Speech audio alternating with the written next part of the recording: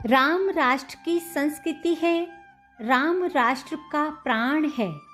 राम के मंदिर का मतलब भारत का नवनिर्माण है। प्रभु श्री राम के चरणों में प्रणाम और सभी भक्त प्रेमियों को मेरी जय सिया राम। जब कोई पूछेगा मुझसे कि रिश्ते निभाने में कौन बड़ा था, मैं कहूँगी लक्ष्मण, जब वो राम के पीछे खड़ा था।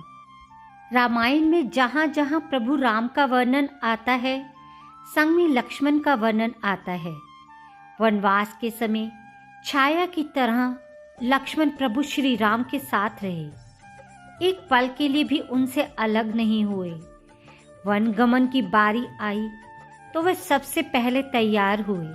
हमारा आज का प्रसंग लक्ष्मण के भातृ प्रेम को दर्शाता है। प्रसंग प्रारंभ करने से पहले कृपया मेरे चैनल को सब्सक्राइब कर लें। लक्ष्मण जी की कथा के बिना श्री राम कथा पूर्ण नहीं है। लक्ष्मण जी की भक्ति भी अद्भुत थी। अगस्त्य मुनि अयोध्या आई और लंका युद्ध का प्रसंग छिड़ गया।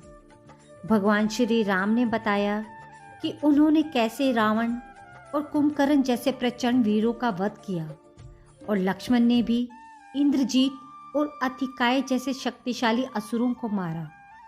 अगस्त्य मुनि बोले, श्री राम, बेशक रावण और कुंभकर्ण प्रचंड वीर थे, लेकिन सबसे बड़ा वीर तो मेघनाथ ही था।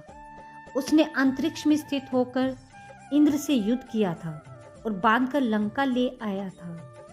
ब्रह्मा ने इंद्रजीत से दान के रूप में इंद्र को मांगा, तब इंद्र मुक्त हुए थे।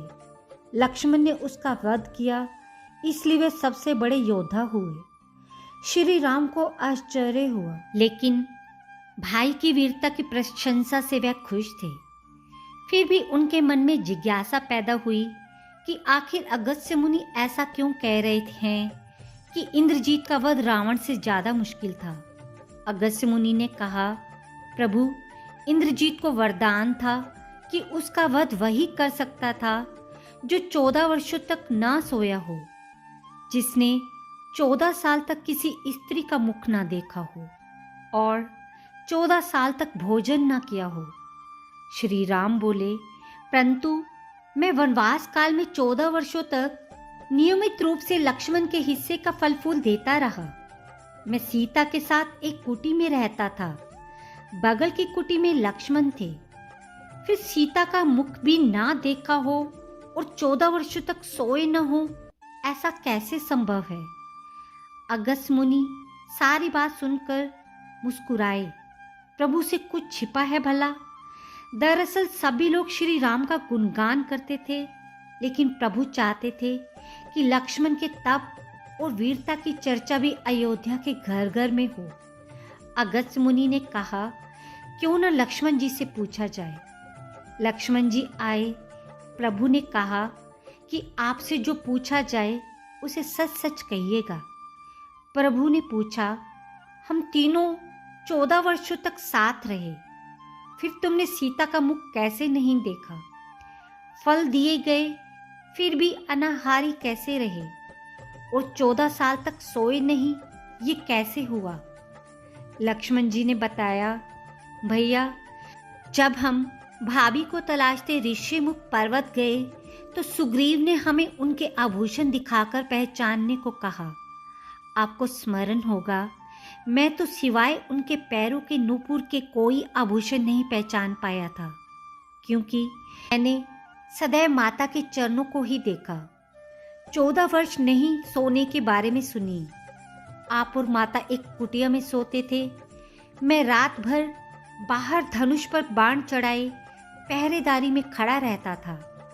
निद्रा ने मेरी आंखों पर कब्जा करने की कोशिश की तो मैंने निद्रा को अपने बाणों से बेंध दिया था।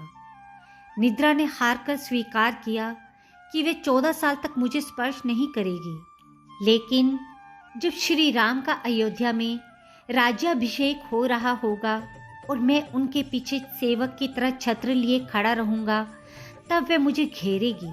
आपको याद होगा, राज्याभिषेक के समय मेरे हाथ से छत्र गिर गया था। अब मैं 14 साल तक अनाहारी कैसे रहा? मैं जो फल फूल लाता था आप उसके 3 भाग करते थे। एक भाग देकर आप मुझसे कहते थे, लक्ष्मण फल रख लो। आपने कभी फल खाने को नहीं कहा।